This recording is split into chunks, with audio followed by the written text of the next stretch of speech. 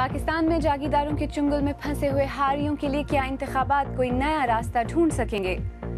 BBC Urdu के programme Sairbeen में खुशामदीद। हमारे लंदन स्टूडियो से मैं हूं आलिया नाज़की और मैं हूं इरम गिलानी। जमीनों से महरूम और पेशा बदलने पर मजबूर हारियों के वोट भी वडेरों के, उनके लिए सियासी जमातों के तब्दीली के नारों का क्या मतलब? बीच में कहाँ गया है, फिर भी देना तो पड़े है, क्या करूं, देना तो पड़े है, देगा अपना जखानी को देगा। अलकायदा के सरबराह उसामा बिन लादेन को अमरीकियों के हाथों हलाक हुए 2 बरस गुजर गए, कई सवाल आज भी जवाब तलब। इन मौज़ूआत के अलावा प्रोग्राम में ये भी देखिएगा, बांग्लादेश में हजारों मजदूरों का मुतालबा कि महफूज सनती माहौल फराहम किया जाए, जबकि फैक्ट्री की इमारत गिरने से हलाकतों की तादाद 400 से ज्यादा हो गई। बलूचिस्तान में इंतखाबी खदशात संगलाख पहाड़ों की खामोशी और नीले समंदर की खूबसूरती पर हावी होते हुए।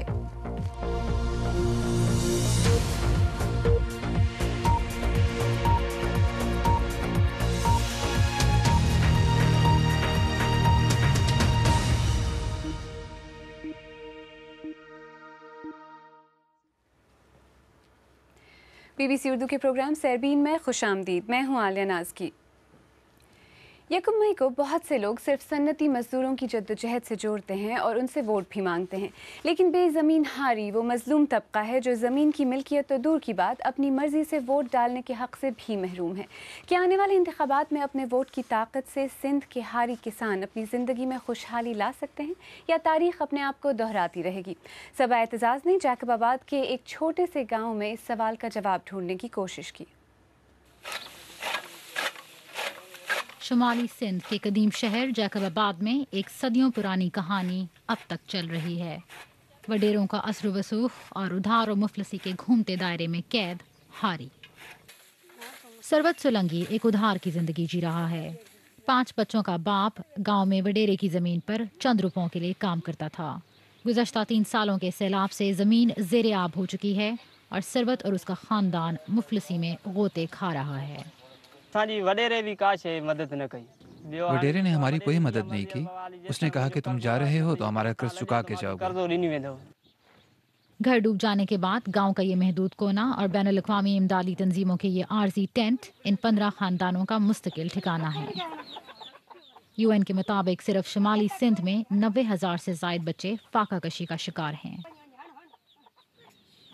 2010 में शुरू होने वाले सैलाबों ने लाखों घरों और खेतों को तबाह किया, लेकिन यहाँ के लोगों की मुआशी बदहाली और बेबसी को भी नुमायां किया। जमीनों पर काम करने वाले 80% लोग हारी हैं। जमीन का एक टुकड़ा भी उनका नहीं। खेत डूब चुके हैं, उधार बाकी है। इसीलिए अब ये हारी ईंटें बनाते और बेचते हैं। क्या ये इन इंतखाबात को तब्दीली की उम्मीद से मुंसलिक कर रहे हैं?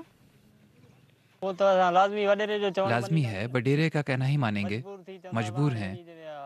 वडेरे के जेरे असर है, वो जिसको कहेगा उसी को वोट डालेंगे। 3 साल से सैलाबी रेलों की जद में ये मजबूर किसान बरसों से वडेरे के कर्ज में भी डूबे हुए हैं। हुकूमती दावे उनकी दुश्वार जिंदगी में कोई माने नहीं रखते। बड़े जिम्मेदार पाकिस्तान की कौमी और सूबाई असम्बली दोनों में बड़ी तादाद में शामिल हैं, लेकिन इनके अपने देही इलाकों में मौशी सहूलियात और तालीम की वाज़ेह कमी नज़र आती है। ये निज़ाम कुछ ऐसा है कि इलाके का वडेरा या ज़मींदार इन लोगों की माशी और सियासी ज़िंदगी अपनी मर्जी से चला सकता है। बहुत नुक्स हैं इसमें, लेकिन यहाँ पाकिस्तान की जो सूरत हाल है, अगर इसमें ज़मींदार को एलिमिनेट किया जाता तो फूड प्रोडक्शन यहाँ नहीं होती। हारी अपनी ज़मीन कल्टिवेट नहीं कर सकेगा। अगर ज़मींदार को गवर्नमेंट रिप्लेस कर सकती है तो फिर ये ज़मींदारी सिस्टम ख़त्म हो सकता है, वरना ज़मींदार के बगैर इस वक्त जो सूरत हाल है उसको हारी को प्रोटेक्शन ब्यूरोक्रेसी से भी चाहिए, तो नहीं चल सकेगा। गोट गुलाम नबी जाखरानी का नाम शुमाली सिंध के बाकी गोठों की तरह इलाके के बाअसर कबायली खानदान के नाम पर रखा गया है। तमाम इलाका सैलाब के बाद 3 साल से बंजर पड़ा है। खालिद रसूल एक बूढ़ा हारी खुली फिजा में मौसम की सर्दी और गर्मी बर्दाश्त करता है। जमहूरी अमल से शायद पूरी तरह वाकिफ नहीं, लेकिन अपने सरदार को अच्छी तरह जानता है। यहाँ के हारी कहते हैं कि उनकी जिंदगियों का जामिन गांव का वडेरा ही है और वोट भी उसी का होगा। अशर्त हो गया, तुम आज ज़ाहिर हो गया है, बीच में कहाँ गया है, फिर भी देना तो पड़े है, क्या करूं, देना तो पड़े है, देगा अपना जखानी को देगा। सियासी उम्मीदवारों को हर 5 साल के बाद इन लोगों के वोट की तो ज़रूरत होती है, लेकिन फिर शायद इनकी ज़रूरियात भुला दी जाती हैं। वोट डालने के अमल से ज़्यादा हारियों की ज़िंदगी में 2 वक्त की रोटी ज़्यादा काबिल तवज्जो है। जमहूरी अमल और आने वाला इलेक्शन क्या इन लोगों के मुस्तकबिल को छू पाएगा या नहीं, इसका फैसला करना मुश्किल है। सबा एतजाज़, BBC न्यूज़, जैकबाबाद। अब से कुछ देर पहले मैंने इस्लामाबाद में मजदूरों के हुकूक के लिए आवाज़ उठाने वाली अवामी पार्टी के रहनुमा हारिस खलीक से पूछा कि क्या अब तक पाकिस्तान के लाखों हारियों तक बेदारी की कोई बात नहीं पहुंची।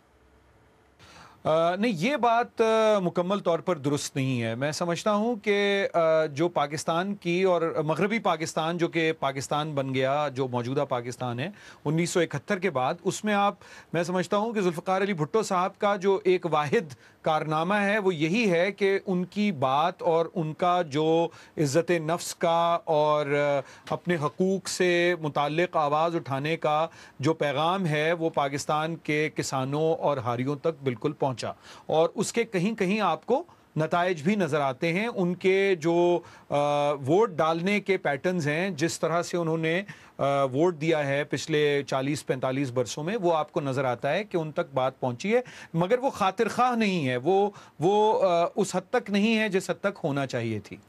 अगर हम पूरे मुल्क की तरक्की की बात करें तो जब तक इस तरह के निज़ाम मौजूद हैं तो पाकिस्तान सही मानों में तरक्की तो नहीं कर सकता ना। अगर लाखों लोग गुलामों की ज़िंदगी गुजार रहे हैं पाकिस्तान में इस वक्त, पाकिस्तान में बाकायदा बॉन्डेड लेबर भी मौजूद है, यानी जो लोग जबरी तौर पर बाकायदा गुलामी ही की ज़िंदगी गुजार रहे हैं। तो ये जाहिर है कि तरक्की तो ये नहीं है। देखिए, तरक्की के 2 तस्वुरात हैं और जिनमें आपस में एक सोच की एक लड़ाई है और एक जद्दोजहद है, 2 मुख्तलिफ यानी मकातीब फ़िक्र के दरमियान। एक तरक्की ये है कि आप चौड़ी चौड़ी सड़कें बनाएं, पुल बनाएं, ऊंची ऊंची इमारात और शॉपिंग मॉल्स तामीर करें, और दूसरी तरक्की ये है कि आप कच्ची आबादियों को और देहातों को पक्का करें, उनमें बिजली, पानी और रोज़गार के ज़राए पहुंचाएं।